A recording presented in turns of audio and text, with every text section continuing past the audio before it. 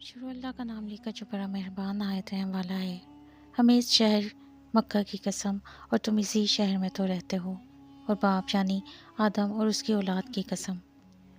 ہم نے انسان کو تکلیف کی حالت میں رہنے والا بنایا ہے۔ کیا وہ خیال رکھتا ہے کہ اس پر کوئی قابو نہ پائے گا؟ کہتا ہے کہ میں نے بہت سا مال برباد کر دیا۔ کیا اسے یہ گمان ہے کہ اس کو کسی نے دیکھا نہیں؟ بھلا ہم نے اس کو 2 آنکھیں نہیں دیں، اور زبان اور 2 ہونٹ نہیں دیے؟ یہ چیزیں بھی دیں، اور اس کو خیر و شر کے دونوں راستے بھی دکھا دیے، مگر وہ گھاٹی پر سے ہو کر نہ گزرا۔ اور تم کیا سمجھے کہ گھاٹی کیا ہے؟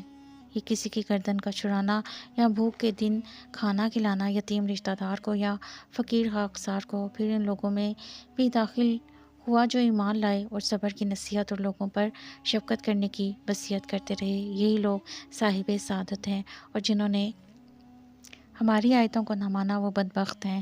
یہ لوگ آگ میں بند کر دیے جائیں گے۔